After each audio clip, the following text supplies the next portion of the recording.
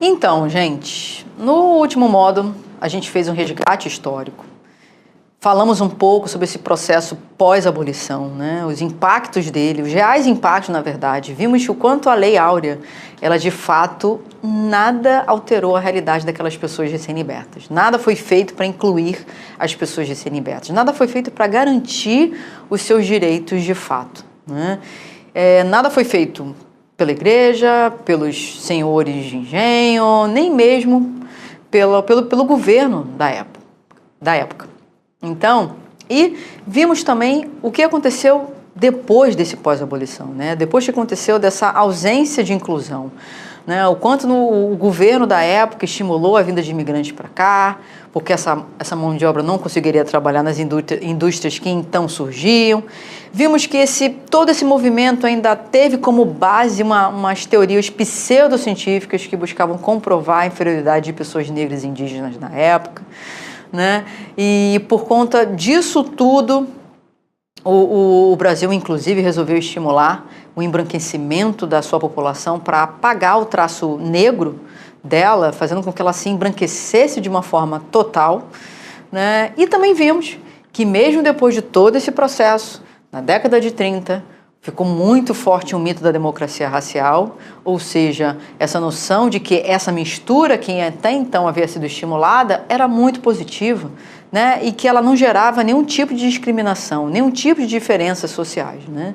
E vimos também que logo depois, né, na década de 50, houve sim movimentos de enfrentamento desse mito da democracia racial, posturas, acadêmicos e acadêmicas, estudos, enfrentando essa noção, dizendo, olha, não, aqui existe discriminação, aqui existe racismo e precisamos lutar contra ele, enfrentá-lo, né? E aí diversos estudos comprovando essa ausência do racismo, os surgimentos de movimentos negros, depois, consequentemente, surgimentos de leis, de políticas públicas, mas finalizamos o último módulo vendo o quanto, ainda hoje, muitas pessoas, né, não percebem a existência do racismo. No último módulo, eu apresentei uma pesquisa em que se perguntavam, você acredita que há preconceito racial? A maioria dizendo que sim. E a segunda pergunta, você é uma pessoa preconceituosa? A maioria das pessoas dizendo que não. Ou seja, ainda hoje, e é uma pesquisa que foi feita em 2020, ainda hoje as pessoas não percebendo a existência do racismo. E finalizamos o último módulo relembrando o conceito de racismo estrutural, o quanto o racismo ele é uma estrutura, ele não é um evento, né? E diante desse cenário, o que a gente vai fazer nesse módulo? A gente vai aprofundar alguns conceitos que vão ajudar a gente a entender ainda mais o conceito de racismo estrutural. O racismo estrutural aqui, ele aparece como o conceito principal dessa nossa aula, desse nosso módulo. Mas, para chegar lá, a gente vai passar por alguns pontos, né? E aí, quais são esses pontos? A gente vai passar por diversidade e inclusão, a gente vai passar por interseccionalidade, a gente vai passar por preconceito racial, por discriminação racial e aí sim, chegamos no racismo estrutural. Pois bem, bora lá? Vamos começar, que tem muita coisa para a gente ver nesse módulo. Primeiro conceito que eu trago é o conceito de diversidade, né? E a gente geralmente costuma vê-lo junto com a inclusão. Mas antes da inclusão, vamos segurar essa ansiedade, vamos ver o conceito de diversidade. E o que é diversidade, né? Diversidade são os atributos e as características de todos os seres humanos. São experiências, comportamentos, habilidades, gênero, raça, condição física, idade, religião, sexualidade, orientação sexual, etc. Ou seja, são todas as características que formam um ser humano. E um ponto importante, né, desse conceito é que ele traz diversas reflexões. A primeira delas é a seguinte, é que está aí, o quanto esse conjunto de atributos e características tornam os seres humanos únicos. Ou seja, não existe nenhum ser humano igual ao outro. Ou seja, cada ser humano é uma forma única. E isso é importante, e vocês devem estar até pensando, poxa, Janaína, mas isso é óbvio, né? Pois bem, é um óbvio que precisa ser dito.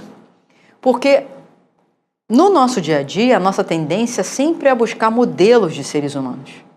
A gente está sempre buscando modelos de seres humanos. Na verdade, é um único modelo, né? Seria um modelo de ser humano magro, branco, sem deficiência, homem e hétero. Esse seria o modelo de ser humano. E tudo aquilo que foge desse modelo, todas as características e atributos que fogem desse modelo, seriam consideradas inumanas. Não são vistas como humanas. E, consequentemente, pessoas que possuem essas características, elas acabam sendo discriminadas. Então, Janaína, é sempre bom lembrar que todo ser humano é ser humano? Sim. É óbvio, não é? Sim. Mas é um óbvio que precisa ser lembrado, que, como eu falei, não é desse jeito que a gente percebe, que a gente considera, que a gente enxerga as pessoas, né? Então, diversidade, ter essas características únicas nos tornam seres humanos únicos, né? E então, essa é a primeira reflexão que eu queria trazer. A segunda é a seguinte: o quanto somos incompletos, seres humanos incompletos, né? E, consequentemente, sendo incompletos, a terceira reflexão que eu trago, além da incompletude de cada pessoa, é o quanto também todo mundo faz parte da diversidade. Eu não sei se você já parou para pensar sobre isso, mas várias vezes eu ouço a seguinte pergunta: Janaína, não estou preparada para lidar com diversidade onde eu trabalho, onde eu estudo, onde eu atuo. Aí eu fico pensando, por que não? Se diversidade está relacionada a seres humanos. Se você tem seres humanos onde você trabalha, onde você estuda, onde você atua, você já lida com diversidade. Mas esse conceito, ele não é visto da forma que eu estou apresentando aqui para vocês, né? As pessoas acham que diversidade é um conceito que está relacionado àquelas pessoas que costumam sofrer algum tipo de discriminação. Então, nessa terceira reflexão, eu provoco que vocês reflitam e gravem esse novo conceito, que diversidade tem a ver com todo mundo. Todo mundo que está me vendo agora, todo mundo com quem você trabalha, todo mundo com quem você estuda, todo mundo com quem você encontra nas ruas. Diversidade está relacionada com seres humanos. Então, essa pauta não é só de quem sofre discriminação. Essa pauta é de todo mundo. E aí, vocês devem estar vendo, nesse conceito, que eu grifei raça. Por quê? Raça faz parte dessas características dentro da diversidade humana. E o grande desafio, gente, eu trouxe aí diversidade junto com inclusão, vocês estão vendo aí no slide, né? O grande desafio é a gente casar a inclusão, ou melhor, casar diversidade com inclusão. Por quê? A inclusão é justamente a inserção de seres humanos que possuem determinadas características da diversidade, mas que constantemente enfrentam barreiras para serem incluídos. Então, o grande desafio é a gente incluir a diversidade humana. Por quê? Historicamente, a nossa sociedade, ela se constrói, ela se estrutura sobre exclusões. O padrão é excluir. O padrão não é incluir. Então, isso vai nos ajudar a entender, inclusive, o racismo estrutural. O padrão é excluir racialmente e não incluir racialmente. Então, casar a diversidade com a inclusão é importante. Principalmente quando a gente pensa em inclusão, quando você está pensando no ambiente corporativo, quando você está pensando em qualquer outro tipo de ambiente organizacional, institucional, a inclusão ela passa pelo fato da pessoa ser valorizada por quem ela é dentro desse lugar. De ter as suas ideias valorizadas, de ser respeitada, de poder contribuir, de receber o mesmo salário, de ser promovida. Percebam? Esse movimento de inclusão ele é muito mais difícil. E muitas empresas acabam cometendo o que a gente chama de diversity washing. Não sei se você já ouviu falar nesse termo. O que é esse diversity washing, né? É a maquiagem de diversidade. É essa empresa que ela implementa algumas ações, mas que são ações que, na verdade, não mudam esse ambiente, não tornam esse ambiente de fato inclusivo. E isso é super importante. A gente vai falar num outro módulo, né, sobre os benefícios da inclusão da diversidade, né, o quanto a inclusão racial traz de benefícios para as instituições. Mas isso somente acontece se essa inclusão for de forma plena e não acontecer o que a gente chama de diversity washing. Então, casar esses dois movimentos é extremamente importante, porque quando você casa inclusão com diversidade, aí sim você muda os ambientes. Aí sim você muda a cultura desse ambiente, tornando-a mais inclusiva, mais respeitosa, em que as pessoas sejam valorizadas e, consequentemente, felizes, né? Isso é super importante. Pois bem, seguindo nos conceitos, quando a gente fala de diversidade, eu trouxe aí um ponto que eu esqueci de comentar. Essa doutora Shirley Davis, ela traz uma imagem que é bastante interessante, comparando a diversidade humana a um iceberg. Ou seja, tem uma parte do iceberg que a gente consegue enxergar, né? Ver, perceber, é a parte visível. Então, ali a diversidade no jeito de vestir, no comportamento, na idade, na condição física, na raça, né? Mas tem a parte do iceberg da diversidade que você, no primeiro momento, você não conhece, que são justamente as experiências, há muitas vezes até os comportamentos, as habilidades, o conhecimento, a religião, às vezes, né, dependendo da religião, ela está até na parte visível do iceberg.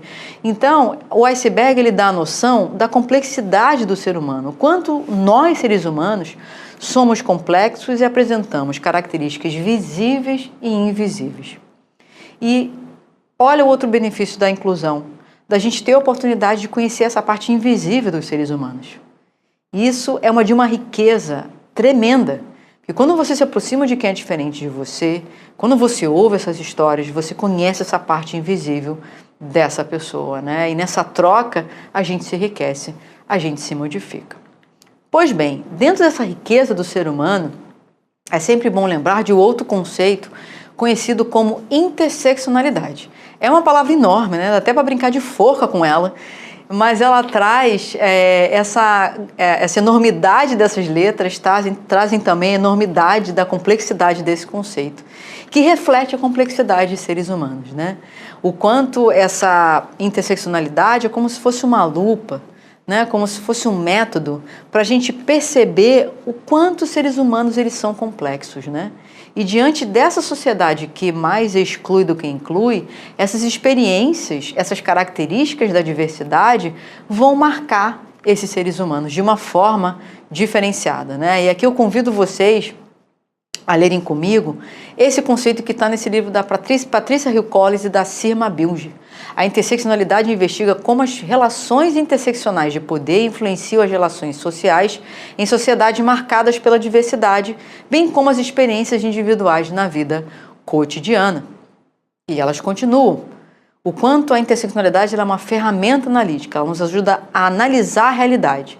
Como ferramenta analítica, a interseccionalidade considera que as categorias de raça, classe, gênero, orientação sexual, nacionalidade, capacidade, etnia e faixa etária, entre outras, elas não fecham aqui porque diversidade é a complexidade, são interrelacionais e moldam-se mutuamente. A interseccionalidade é uma forma de entender e explicar a complexidade do mundo, das pessoas e das experiências humanas, né? E aí, eu adoro essa última frase, né? Aliás, eu adoro dois pontos aqui. Esse primeiro de que esse outras, porque várias pessoas me questionam, mas diversidade é só gênero, raça, pessoa com deficiência, LGBTI+? Não, gente. A diversidade, como eu falei, como a gente acabou de ver, está relacionada às características dos seres humanos. Somos muito complexos, tem N outras características que a gente não consegue, muitas vezes, abordar no primeiro momento, mas diversidade não é só isso. Então, o conceito da Patrícia nos lembra disso. É classe, é raça, é gênero, orientação sexual, nacionalidade, capacidade, etc., entre outras. E um ponto aqui importante, o quanto essas características, elas se interrelacionam, ou seja, elas se cruzam, elas nos perpassam e elas nos moldam. Moldam as nossas experiências, moldam o nosso jeito de enxergar a realidade, enxergar o mundo e de estar nesse mundo também. Então, olhar a complexidade do ser humano a partir dessas diversas categorias é como as autoras trazem aqui, é perceber a complexidade das pessoas. Então, a gente não está numa caixinha só. Janaína não está apenas na caixinha de ser uma mulher cis. Janaína é uma mulher cis, mulher parda, mulher de classe social mais favorecida. Janaína é uma mulher heterossexual. Janaína é uma brasileira. Janaína é uma mulher sem deficiência. Olha quantas características me furam, me influenciam, me criam, fazem com que eu seja essa pessoa que estou aqui batendo esse papo com vocês. Então, esse olhar sobre a interseccionalidade, ele é muito importante, porque ele nos ajuda a entender o quanto dessas categorias, como eu falei, nos influenciam e também geram pesos, geram maior dificuldade nesse caminhar, nessa nossa jornada da vida. Já explico, porque pensem comigo. Eu trouxe aqui um exemplo, né, de uma pessoa dessa interseccionalidade, né? A gente tem aqui a Aaron Phillip, que é uma modelo, uma mulher trans, negra, com deficiência e que atua como modelo. Né? E aí a gente percebe que diante de uma sociedade, como eu já havia adiantado, que coloca como modelo de humanidade um corpo branco, magro, masculino, né? Heterossexual, a Aaron, ela não tem várias características desse modelo de humanidade. Ou seja, ela se torna cada vez menos humana quando ela está nesse mundo sendo uma mulher, sendo uma pessoa trans, sendo uma pessoa negra e sendo uma pessoa com deficiência. É como se essas categorias fossem pedras que vão somando e pesando essa jornada da vida da Aaron Phillip. E por quê? Porque, de novo, na nossa sociedade, a gente mais discrimina do que inclui. É uma sociedade que exclui mulheres, exclui pessoas negras, exclui pessoas com deficiência, exclui pessoas trans. Então, perceber essas características é extremamente importante, porque se a gente não enxerga a diversidade, a gente não inclui. Então, perceber essas diferenças faz com que a gente consiga incluir as pessoas. Então, dentro dessa interseccionalidade, é sempre bom lembrar de pessoas idosas negras. O foco aqui é racial, né?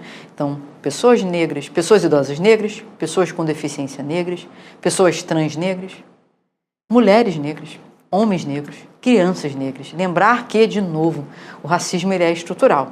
Então, ele fura todas essas categorias que nos classificam dentro das características de seres humanos, né? Pois bem, vimos diversidade e inclusão, vimos interseccionalidade, vamos passar para cor e raça. Cor e raça é outro conceito importante, e aqui eu tomo como base o livro Racismo Estruturado do professor Silvio de Almeida. E um ponto interessante, né, que vocês devem estar pensando, mas Jana, para que falar de raça se a ciência já disse que não existe, né? E de fato, né, do ponto de vista biológico, não existe a categoria raça. Diferentemente, vocês devem lembrar do primeiro módulo, né? Houve aquela pseudociência que buscou afirmar que havia, de fato, diferenças raciais e que elas seriam garantias de inferioridade ou superioridade dos seres humanos. Mas a ciência moderna já botou isso abaixo e já disse: não existe ser humano superior ou inferior a outro do ponto de vista racial. Aí vocês devem então, de novo, tá se perguntando, então para que a gente está falando disso? Porque do ponto de vista, né, político e social, esse conceito ele existe. Por que ele existe? Porque quando a gente olha os dados, quando a gente olha as estatísticas no Brasil, a gente percebe que você ser uma pessoa negra vai te colocar em espaços diferenciados. Vai gerar uma pedrinha a mais nessa mochila na caminhada da sua vida. Então, você vai ter maior dificuldade de inclusão. Então, embora do ponto de vista biológico, essa característica ela não nos diferencia, porque somos seres humanos, do ponto de vista social, essa característica ela vai nos colocar em espaços diferenciados. E aqui eu gosto sempre de lembrar um ponto importante, que é daquela campanha, né? Vidas negras importam. E muitas pessoas se questionam, por que não vidas humanas? Porque, como eu havia falado, nem todo ser humano é visto como humano. Então, falar vidas humanas importam, não fica evidente de que seres humanos a gente está falando.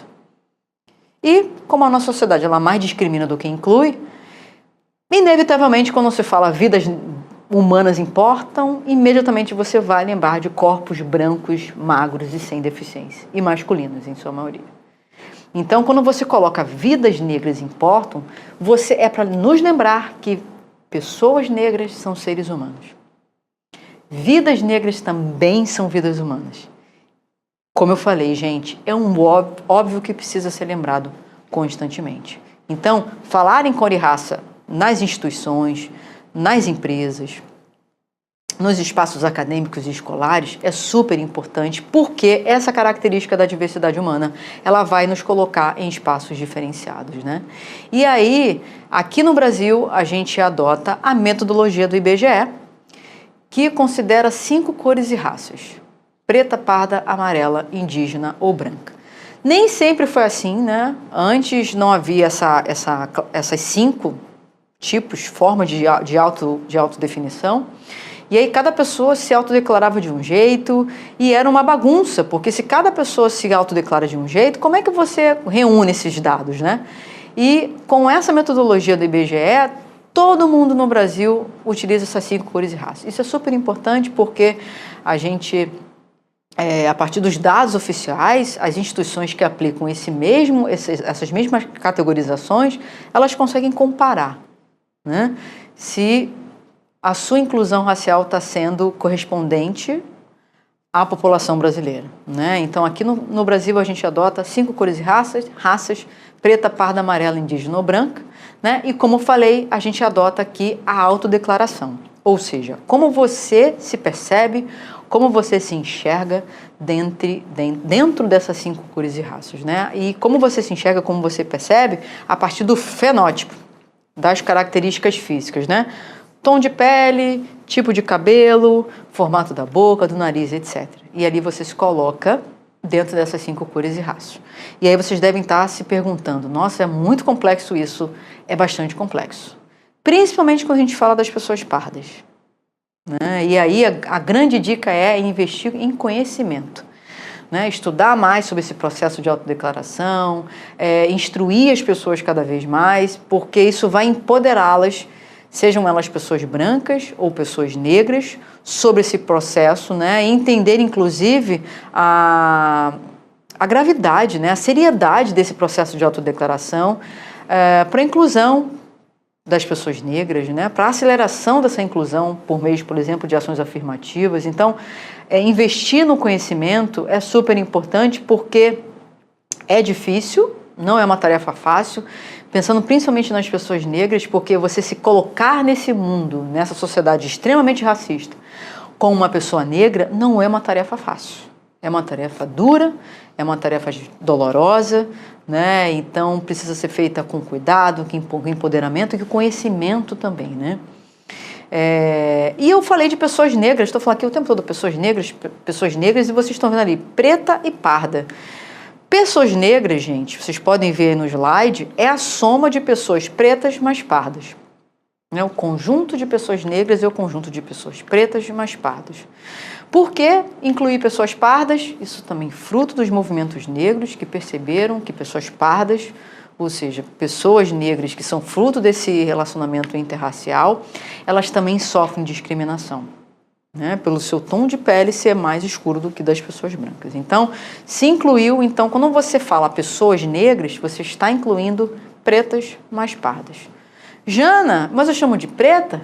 Eu chamo de parda? Eu chamo de negra? É uma pergunta que sempre surge, né? Bom, é chamar a pessoa pelo nome, né? Mas se houver, no primeiro momento, se houver necessidade desse dado, dessa característica da diversidade humana, aí você faça um questionário, seguindo a Lei Geral de Proteção de Dados, né? Porque a raça é um dado sensível. É um dado que não é obrigatório preenchimento e, de novo, reforça a importância do autoconhecimento, de divulgar esse conceito, divulgar a importância de se conhecer a raça para poder incluir, isso tudo faz parte desse processo.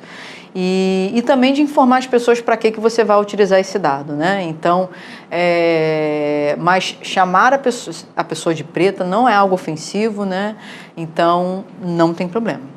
Tudo bem? Eu sei que é uma dúvida que acontece, ela me vem várias vezes, várias pessoas me perguntam sobre é preta, é negra, então, conceitualmente, metodologicamente falando, pessoas negras você inclui pretas, mas pardas, né? Isso é importante porque muitas vezes em texto, em comunicados, pode surgir assim no texto, porque aqui na equipe, ou aqui na instituição, ou aqui na organização, temos pessoas pretas e negras, ou melhor, pessoas negras e pardas.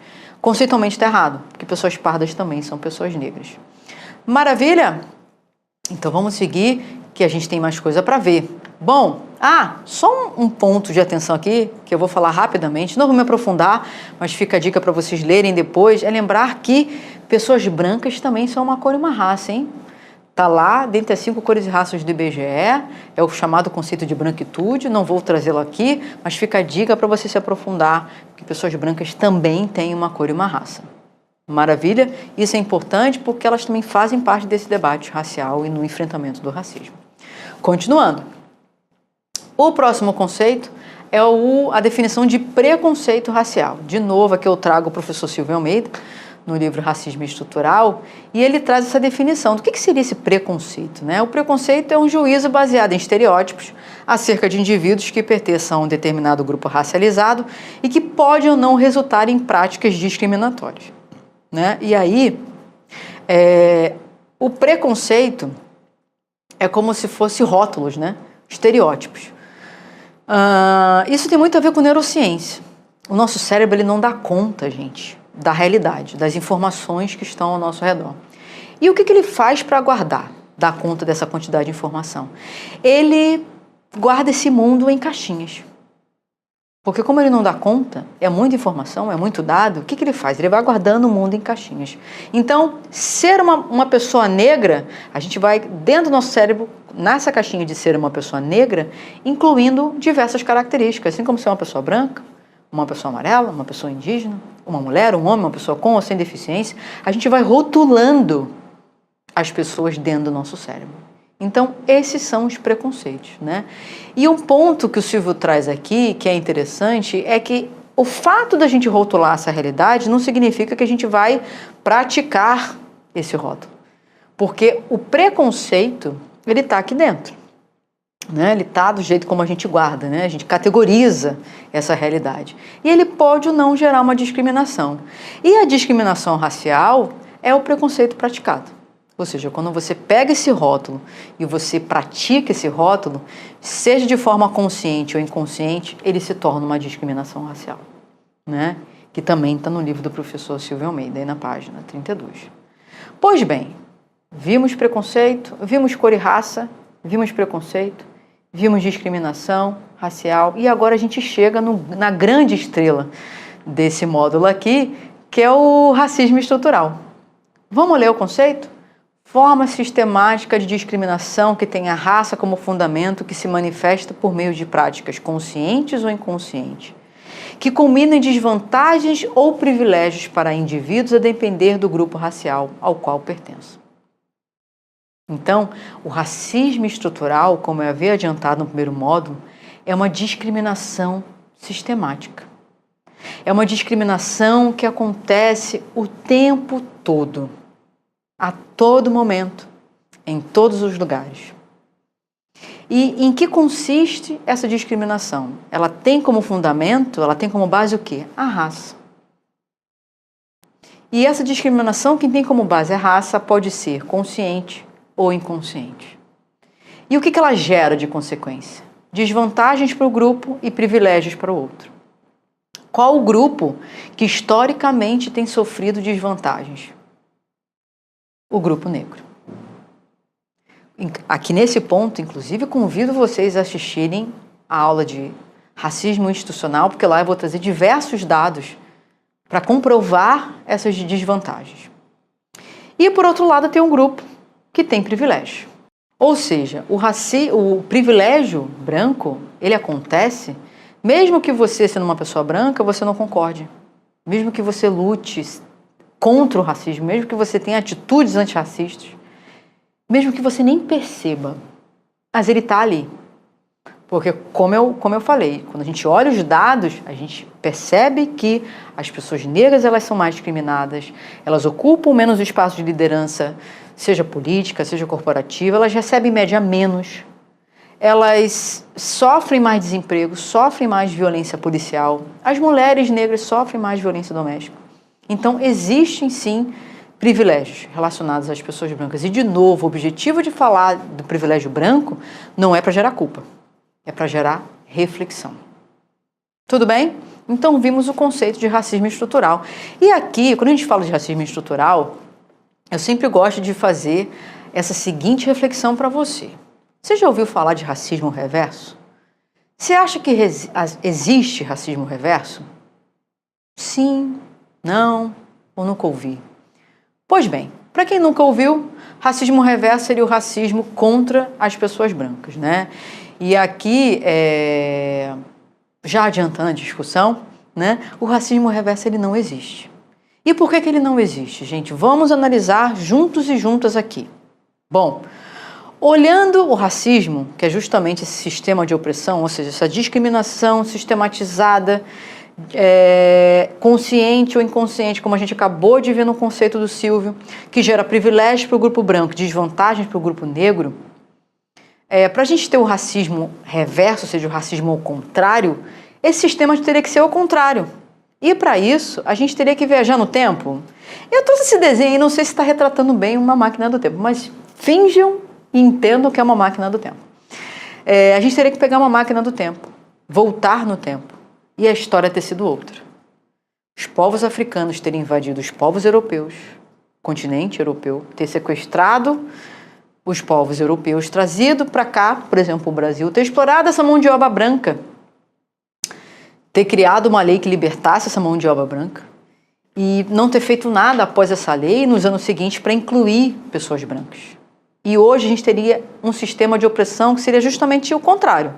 As pessoas negras tendo privilégios e as pessoas brancas tendo desvantagens, ou seja, as pessoas negras, né, ganhando mais, né, em detrimento das pessoas brancas, sendo mais promovidas, mas ocupando muito mais espaço de liderança.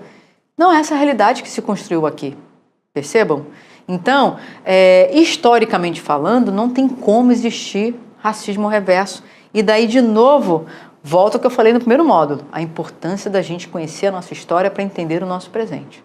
A nossa história nos levou a esse tipo de racismo. É racismo construído dessa maneira, em que as pessoas brancas têm privilégio e as pessoas negras têm desvantagens, né? Então, não existe racismo reverso. Mas um ponto que eu acho que é super importante lembrar é que as pessoas brancas elas podem sofrer discriminação. Podem.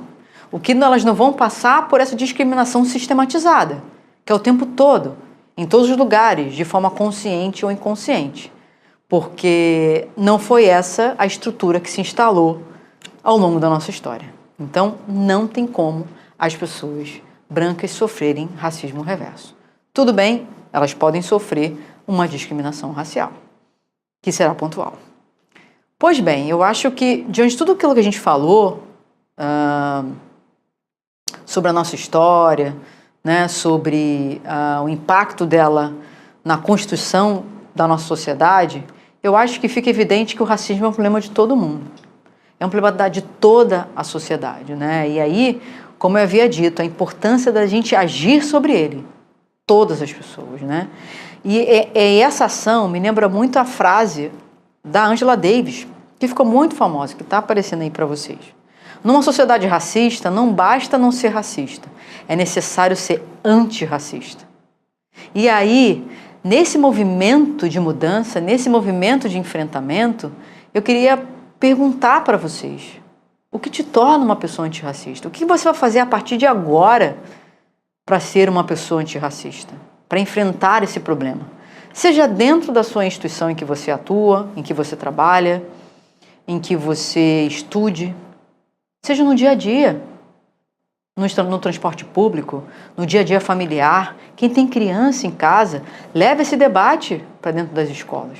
E aqui eu trouxe algumas dicas, mas que não findam nesses comportamentos. Aqui tem muito mais. Aqui é só uma provocação, né? Eu acho que o primeiro passo para a gente se mexer é a gente perceber essa realidade. A educação ela é muito importante para isso, né? E aí é buscar investir em livros, séries, filmes, peças de teatro, exposições, museus, né, que versem sobre o período da escravidão, sobre a cultura negra, porque com isso permite a gente cada vez mais perceber essa realidade desigual. A educação ela tem um papel muito importante, né?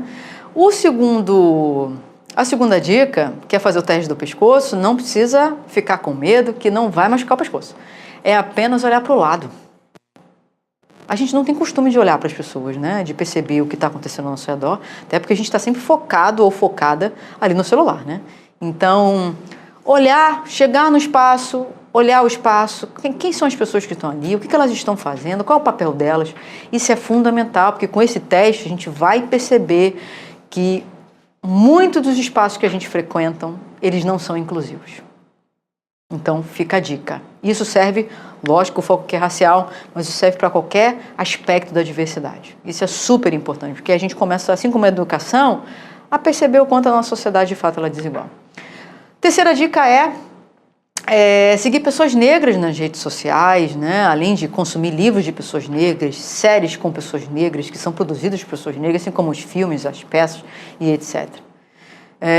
Influenciadores e influenciadoras que falam da pauta racial dentro das redes sociais, porque a maioria das pessoas estão nas redes, estão no Twitter, Instagram, Facebook, LinkedIn. Se aproveitem desses espaços em que vocês já estão para seguir pessoas que vão trazer esse debate racial, que vão trazer dados, que vão trazer indicações, inclusive de livros, de séries, de filmes e etc.